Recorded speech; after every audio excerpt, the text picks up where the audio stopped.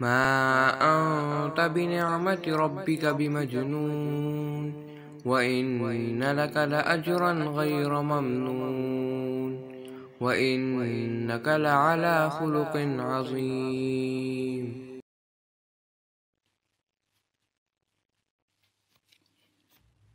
نحمده ونصلي على رسوله الكريم أما بعد فأعوذ بالله من الشيطان الرجيم بسم الله الرحمن الرحيم رب اشرح لي صدري ويسر لي أمري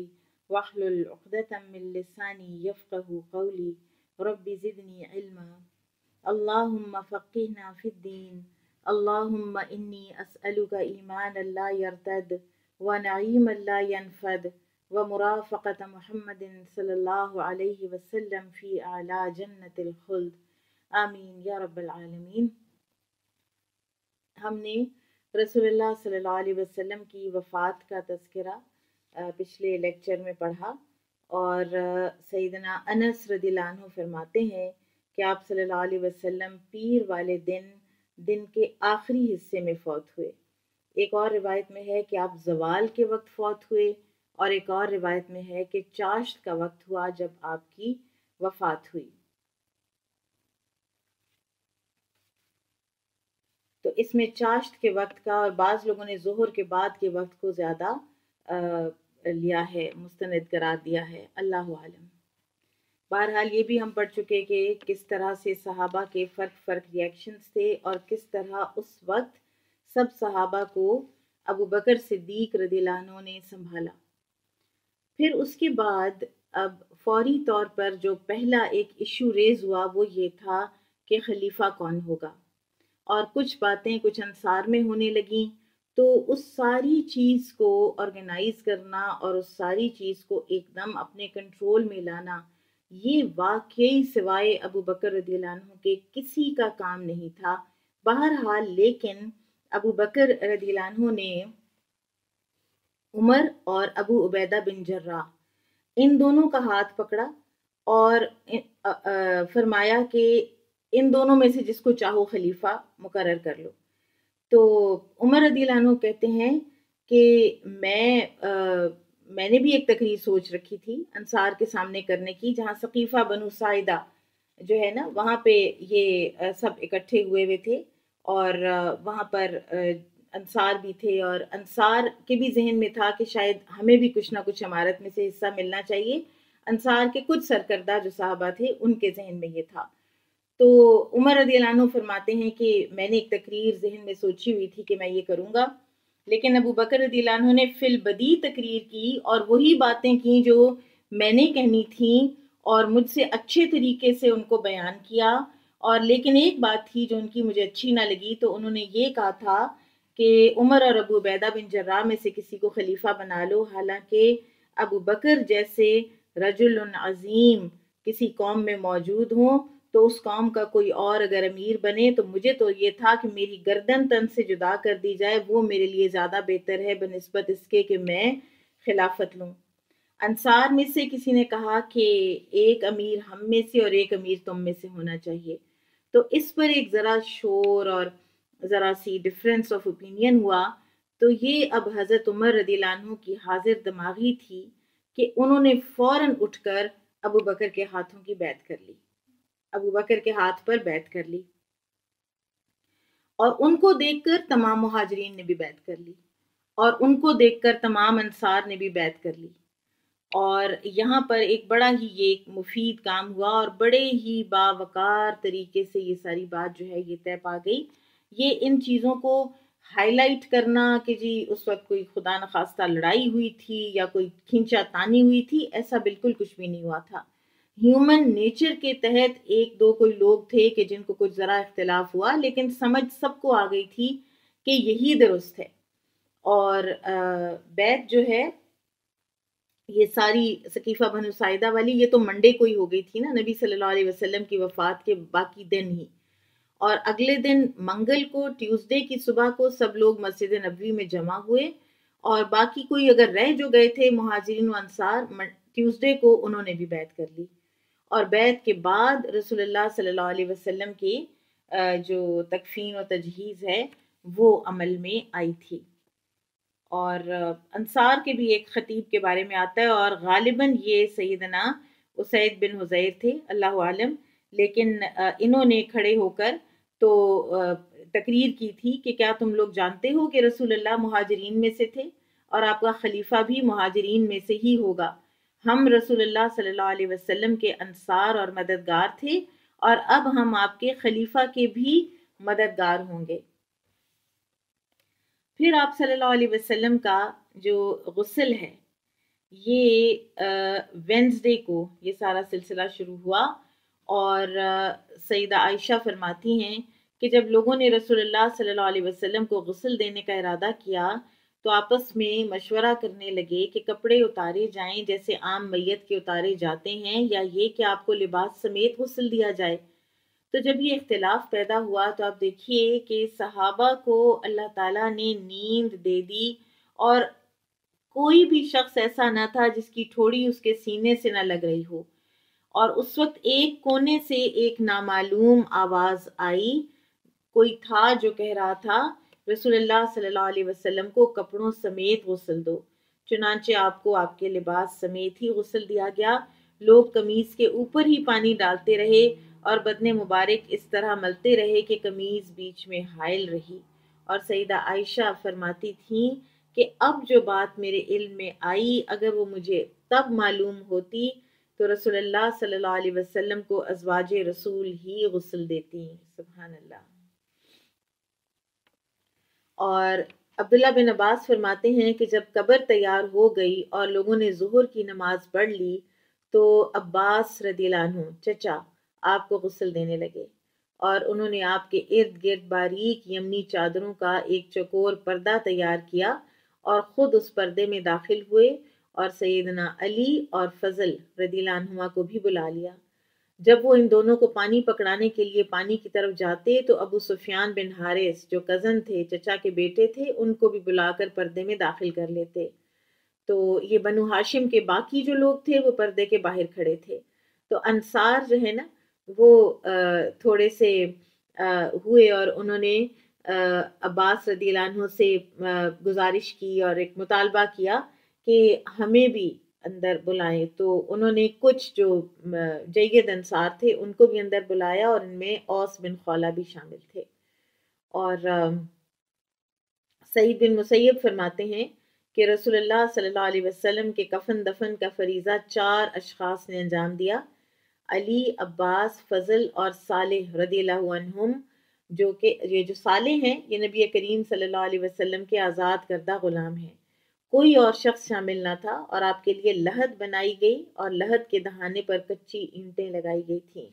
اور آپ کے کفن کے جو کپڑے تھے وہ 3 سہولی کپڑوں میں آپ کو کفن دیا گیا تھا۔ سہول یمن کا ایک شہر ہے، اور ان کپڑوں میں نہ کوئی قمیض تھی اور نہ ہی کوئی پگڑی تھی۔ تمام مسلمانوں نے آپ صلی اللہ علیہ وسلم کا جنازہ پڑھا، اور سیدنا ابن عباس رضی اللہ عنہما بیان کرتے ہیں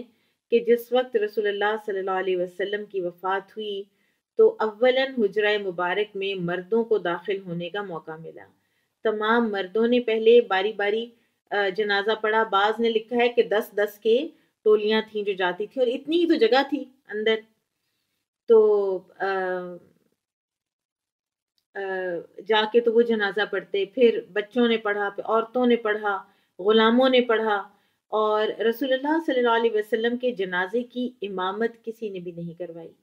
اور ابن کثیر لکھتے ہیں کہ یہ جنازہ بلا امامت ہوا، اس میں کوئی اختلاف نہیں ہے بلکہ اجماع ہے۔ اور ابن سعد کے مطابق جنازے کا ادائیگی کا طریقہ یہ تھا کہ لوگ صفوں میں کھڑے ہو کر پڑھتے: السلام علیک ایھا النبی ورحمۃ اللہ وبرکاتہ۔ پھر تدفین کا جب وقت آیا تو پھر مسلمانوں نے ایک آپس میں جب مشورہ کیا تو بعض نے کہا کہ آپ صلی اللہ علیہ وسلم کو منبر کے پاس دفن کیا جائے،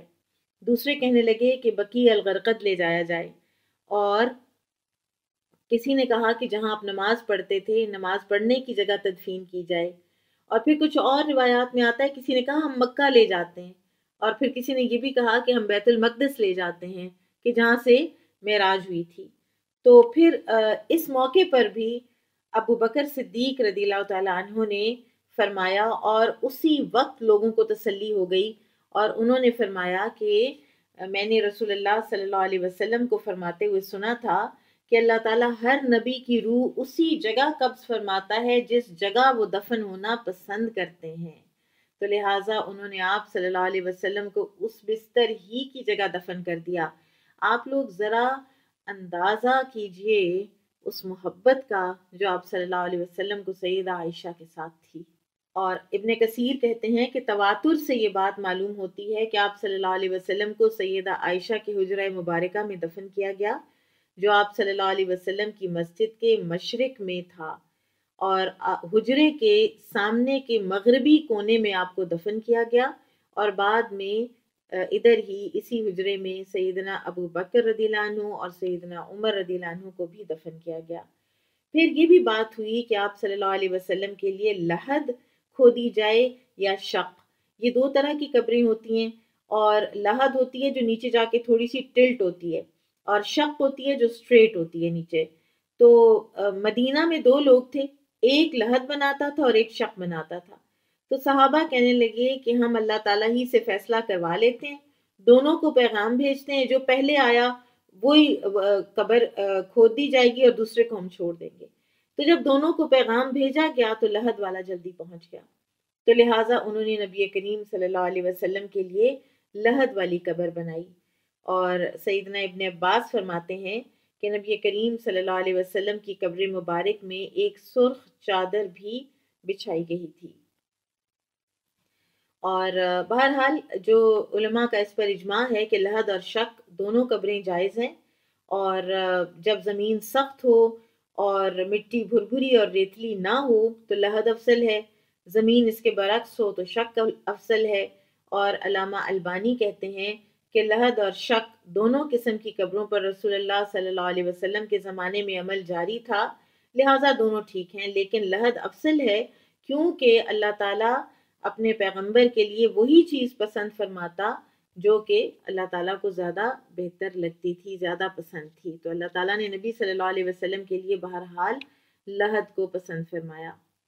اور ابن اسحاق کے مطابق قبر مبارک میں اتارنے والوں میں سیدنا علی، فضل بن عباس اور قسم بن عباس شامل ہیں، اور ان کے علاوہ آپ کے آزاد کردہ غلام شکران بھی شامل تھے۔ اور امام نووی نے سیدنا عباس کا بھی ذکر کیا ہے، اور اسی طرح سے اسامہ بن زید اور اوس بن خولہ بھی ساتھ تھے، ان کا بھی نام آتا ہے۔ اور آپ کو لحد میں اتارا گیا، اس پر کچی اینٹیں چن دی گئیں، اور کہا جاتا ہے کہ یہ اینٹیں 9 کی تعداد میں تھیں، اور پھر لوگوں نے مٹی ڈالی۔ اور سیدہ عائشہ سے تدفین کے وقت کے بارے میں جو روایت ہے کہ رسول اللہ صلی اللہ علیہ وسلم پیر کے دن فوت ہوئے، اور آپ صلی اللہ علیہ وسلم کی تدفین بدھ کی رات ہوئی۔ اور ایک اور روایت میں سیدہ عائشہ فرماتی ہیں کہ ہمیں آپ صلی اللہ علیہ وسلم کے دفن ہونے کی اطلاع اس وقت ملی جب بدھ کی شام گہری ہو گئی تھی۔ اور اس میں بھی تھوڑا سا اختلاف ہے کہ سب سے آخر میں نبی صلی اللہ علیہ وسلم سے جدا ہونے والے کون تھے۔ بہرحال مغیرہ بن شعبہ کہا کرتے تھے کہ میں سب سے آخر میں، تم میں سب سے آخر میں جدا ہوا ہوں رسول اللہ صلی اللہ علیہ وسلم سے، اور وہ اس طرح کہ انہوں نے کہا کہ جب جنازہ پڑھا جا رہا تھا نا گروہوں میں، تو اور آپ صلی اللہ علیہ وسلم کو لحد میں رکھا گیا، تو مغیرہ کہنے لگے کہ آپ صلی اللہ علیہ وسلم کے پاؤں کی طرف کچھ کمی رہ گئی ہے جو پوری نہیں کی گئی، اور یہ کہتے ہیں کہ انہوں نے اس لیے کہا تھا کہ وہ داخل ہو سکیں اندر، اور حاضرین نے کہا کہ چلو پھر تم قبر میں داخل ہو کر کمی پوری کر دو۔ وہ قبر میں داخل ہوئے اور انہوں نے اپنے ہاتھ لحد میں داخل کر کے آپ صلی اللہ علیہ وسلم کے قدم مبارک چھو لیے، اور بعد میں کہنے لگے مجھ پر مٹی گراؤ، تو لوگ مٹی ڈالنے لگے، یہاں تک کہ جب مٹی مغیرہ رضی اللہ عنہ کی نصف پنڈلیوں تک پہنچ گئی تو پھر وہ نکلے اور کہا کرتے تھے کہ میں رسول اللہ صلی اللہ علیہ وسلم سے تم میں سب سے آخر میں جدا ہوا ہوں۔ اور سیدہ عائشہ فرمایا کرتی تھیں، بلکہ ان کے یہ بھتیجے ہیں قاسم، تو یہ آئے اور انہوں نے کہا کہ مجھے رسول اللہ صلی اللہ علیہ وسلم اور شیخین ابو بکر و عمر رضی اللہ عنہما کی قبریں دکھائیے، تو انہوں نے دروازہ کھول کر مجھے تینوں قبریں دکھائیں، وہ نہ تو بہت اونچی تھیں نہ بہت پست، اور ان پر نشیبی میدان کی سرخ کنکریاں پڑی ہوئی تھیں۔ سب سے آگے نبی کریم صلی اللہ علیہ وسلم کی قبر تھی، اس سے نیچے سیدنا ابو بکر رضی اللہ عنہ کی، اور اس سے نیچے عمر رضی اللہ عنہ کی قبر تھی۔ اور وہ فرماتے ہیں کہ سیدنا ابو بکر کا سر حضور نبی کریم صلی اللہ علیہ وسلم کے کندھوں کے برابر تھا، اور سیدنا عمر رضی اللہ عنہ کا سر نبی کریم صلی اللہ علیہ وسلم کی مبارک ٹانگوں کے برابر تھا۔ اور وفات نبوی پر جو صحابہ کے دلوں پر اثر ہوا، صحابہ کی جو ٹروتھفلنس ہے اور آنیسٹی، وہ بھی اس سے پتہ چلتی ہے۔ سیدنا انس بیان کرتے ہیں کہ ہم نے نبی مکرم کو دفن کر کے ابھی ہاتھ بھی نہیں جھاڑے تھے، بلکہ ابھی ہم تدفین ہی میں مصروف تھے کہ ہمیں دل بدلتے ہوئے محسوس ہوئے۔ ابی بن کعب رضی اللہ عنہ فرماتے ہیں کہ رسول اللہ صلی اللہ علیہ وسلم کی موجودگی میں ہم سب کے چہرے یکسو تھے۔ جو ہی آپ صلی اللہ علیہ وسلم اللہ کو پیارے ہوئے، ہم ادھر ادھر دیکھنے لگے۔ پھر بعض جو علماء ہیں ان کا یہ کہنا ہے کہ نبی صلی اللہ علیہ وسلم کی جو وفات ہے وہ ہمارے لیے اور امت کے لیے رحمت کا پیش خیمہ ہے، اور وہ اس حدیث سے یہ بات ڈرائیو کی جاتی ہے کہ آپ صلی اللہ علیہ وسلم نے فرمایا کہ جب اللہ تعالیٰ کسی امت پر رحمت فرمانے کا ارادہ کرتا ہے تو اس امت کے نبی کو امت سے پہلے ہی اس دنیا سے اٹھا لیتا ہے، اور اسے امت کے لیے پہلے جا کر انتظام کرنے والا اور گواہی دینے والا بنا دیتا ہے، اور جب کسی امت کی ہلاکت کا ارادہ فرماتا ہے تو انہیں ان کے نبی کی زندگی میں عذاب دیتا ہے اور ہلاک کر دیتا ہے، جبکہ نبی ان کو تباہ ہوتے ہوئے دیکھ رہا ہوتا ہے۔ اللہ تعالیٰ امت کو ہلاک کر کے اپنے نبی کی آنکھیں ٹھنڈی فرماتا ہے کیونکہ انہوں نے نبی کی تکذیب اور نافرمانی کی، تو امت مسلمہ نبی صلی اللہ علیہ وسلم کی وفات میں کسی اس طرح کے عذاب کا شکار نہیں ہوئی۔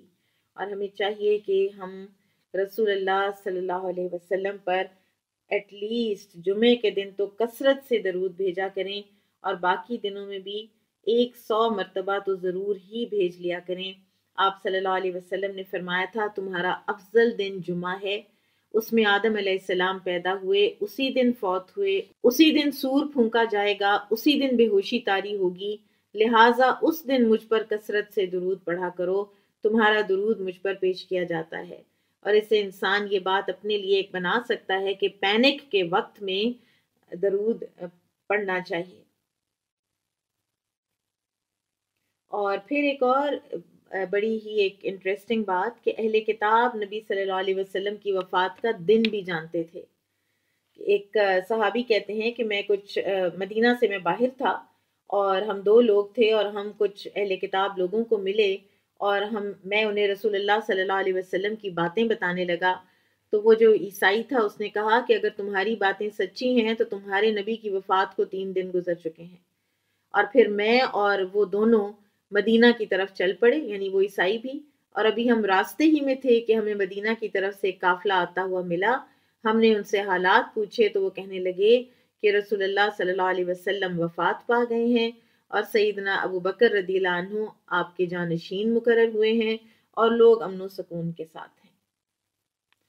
پھر رسول اللہ صلی اللہ علیہ وسلم کی وفات پر جو یہ بہترین نفیس شاعر تھے، انہوں نے غم میں ڈوبے ہوئے اور رلا دینے والے اشعار کہے ہیں، اور ان اشعار میں سے کچھ ہم پڑھ لیتے ہیں۔ حسان بن ثابت جو ساری زندگی نبی صلی اللہ علیہ وسلم کی مدافعت کرتے رہے، انہوں نے جو اشعار اپنے جذبات کا اظہار میں کہے وہ اس طرح سے تھے: ما بال عینک لا تنام کأنہا کحلت معاقیہا بکحل الارمد جزعا علی المہدی اصبح ثاویا یا خیر من وطئ الحصا لا تبعدی۔ تیری آنکھ کو کیا ہو گیا، اسے نیند کیوں نہیں آ رہی؟ کیا اس کے کناروں میں آنسوؤں کا سرما لگا دیا گیا ہے؟ اس ہادی و مہدی صلی اللہ علیہ وسلم پر آہ و بکا کرنے کی وجہ سے جو اپنے ٹھکانے پر جا پہنچا ہے، اے روئے زمین پر چلنے والوں میں سے سب سے بہتر اور گرام آیا ہستی، مجھ سے دور نہ جا۔ ابو بکر رضی اللہ عنہ کے اشعار تھے: لما رأيت نبينا متجندلا ضاقت علي بعرضهن الدور فارتاع قلبي عند ذاك لموته والعزم مني ما حييت كثير أعتيق ويحك إن خلك قد ثوى والصبر عندك ما بقيت يسير۔ جب میں نے اپنے نبی مکرم صلی اللہ علیہ وسلم کو لیٹا ہوا پایا تو میرا گھر اپنی وسعتوں کے باوجود مجھ پر تنگ ہو گیا، میرا دل آپ کی وفات پر بے قرار ہو گیا، اب میری ہڈیاں تا دم آخر ٹوٹ پھوٹ کا شکار رہیں گی۔ اے بوڑھے تجھ پر افسوس، تیرا دوست چلا گیا، اب تو جب تک زندہ رہے تیرے لیے صبر کرنا ہی آسان راستہ ہے۔ آپ کے چچا زاد ابو سفیان بن حارث کے اشعار اس طرح سے تھے: ارقت فبات لیلی لا یزول ولیل اخی المصیبت فیہ طول واسعدنی البکاء وذاک فیما اصیب المسلمون بہ قلیل لقد عظمت مصیبتنا وجلت عشیۃ قیل قد قبض الرسول۔ جاگتے جاگتے رات گزر گئی لیکن میری رات کٹتی ہی نہیں تھی، مصیبت کے مارے کی رات لمبی ہی ہوتی ہے، اب رونا ہی میری زندگی ہے، اور یہ گریہ مسلمانوں کو پہنچنے والی مصیبت کے مقابلے میں بہت تھوڑا ہے۔ جب یہ بتایا گیا کہ اللہ کے رسول صلی اللہ علیہ وسلم وفات پا گئے ہیں، اس رات ہماری مصیبت بڑھتی ہی چلی گئی۔ اور آپ کی پھپھی سیدہ صفیہ بنت عبد المطلب رضی اللہ عنہ کے اشعار تھے: الا یا رسول اللہ کنت رجاءنا وکنت بنا برا ولم تک جافیا وکنت رحیما ہادیا ومعلما لیبکی علیک اليوم من کان باکیا۔ اے اللہ کے رسول، آپ ہماری امیدوں کا مرکز تھے، بھلائیاں کرنے والے تھے، سخت گیر نہیں تھے، رحیم و کریم رہنما تھے، معلم انسانیت تھے، جو بھی رونے والا ہو اسے آج خوب رونا چاہیے۔ بارک اللہ فیکم، سبحانک اللہم و بحمدک، اشہد ان لا الہ الا انت، استغفرک و اتوب الیک۔ یہاں پر میں